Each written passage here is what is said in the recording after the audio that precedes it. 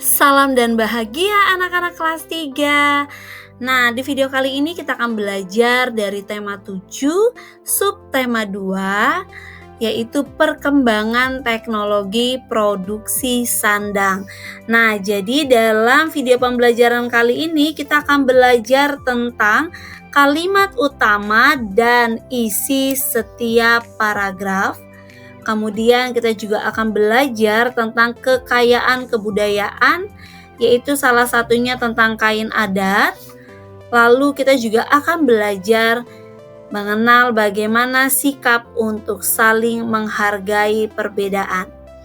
Baik, sudah siap untuk mulai belajar ya? Mari kita baca teks bacaan ini. Judul ceritanya adalah pengolahan bahan dasar pakaian. Paragraf 1. Bahan dasar pakaian sangat beragam. Ada serat alami yang berasal dari kapas, daun, kayu, batang pohon, kepompong ulat sutra, bulu domba, dan serat buatan seperti nilon. Dahulu bahan pakaian berasal dari bahan sederhana, seperti daun yang dijemur hingga kering, kayu dipukul-pukul hingga tipis, dan kulit hewan dikeringkan.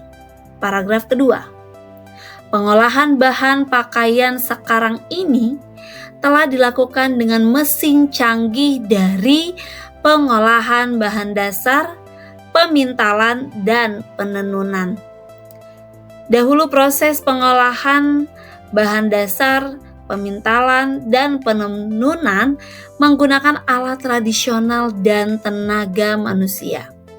Sekarang, proses tersebut telah menggunakan mesin modern yang cepat dan maju. Proses pengolahan kain menjadi pakaian juga telah berkembang dengan mesin jahit modern. Jika kita amati dari teks bacaan ini, maka kita bisa ambil kalimat utama. Kalimat utama adalah kalimat yang biasanya terdapat di awal paragraf. Contohnya kalimat utama dari paragraf tadi, paragraf ke-1-nya adalah bahan dasar pakaian sangat beragam. Kalimat utama paragraf keduanya adalah pengolahan bahan pakaian sekarang ini telah dilakukan dengan mesin canggih dari pengolahan bahan dasar, pemintalan, dan penenunan. Jadi jika kita mengingat kembali isi teks bacaan ini, maka kita dapat menyimpulkan isi paragrafnya, yaitu kita tadi sudah tahu ya kalimat utamanya. Sekarang isi paragraf yang pertama, yaitu tentang macam-macam bahan dasar pakaian. Lalu yang kedua, paragraf kedua adalah pengolahan bahan dasar pakaian.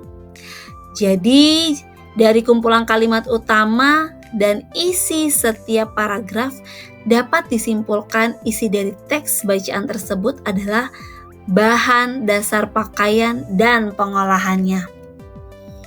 Sekarang mari kita mengenal jenis pekerjaan dalam proses membuat pakaian. Petani kapas, tugas yang dilakukan adalah menanam dan memetik kapas. Pemintal kapas, pekerjaannya atau tugasnya adalah memintal kapas menjadi benang. Pekerjaan penenun, tugas yang dilakukan adalah menenun benang menjadi kain. Pekerjaan pembuat pola baju, membuat pola baju sebelum dijahit. Kemudian penjahit, tugas yang dilakukan adalah menjahit kain yang telah dibuat polanya menjadi pakaian. Penjual ke-6, penjual baju, tugas yang dilakukan adalah menjual baju kepada konsumen. Nah, tentu kalian juga tahu anak-anak bahwa Indonesia memiliki banyak sekali kekayaan budaya. Salah satunya itu adalah kain adat. Jadi, setiap daerah di Indonesia memiliki kain adat sendiri.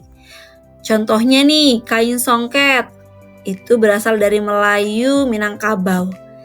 Kemudian yang kedua, kain sasirangan, yaitu berasal dari daerah Banjar, Kalimantan Selatan. Yang ketiga, yaitu kain ulos, itu berasal dari Batak. Kemudian yang keempat, kain batik dan lurik, yaitu daerah asalnya adalah Jawa.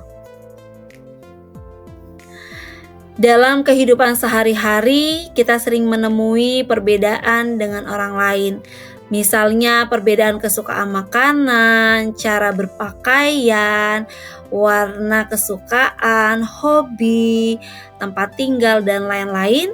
Perbedaan tersebut tidak menjadikan permusuhan, melainkan menjadikan kita memiliki rasa menghargai dan menghormati.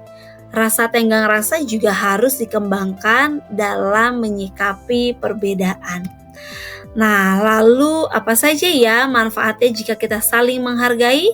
Yang pertama, kita akan memiliki banyak teman. Kedua, terjalin hubungan baik. Yang ketiga, tumbuhnya rasa kasih sayang antar teman. Baik, anak-anak hebat, demikianlah pembelajaran kita di video ini. Semoga bermanfaat dan sampai berjumpa di video pembelajaran berikutnya.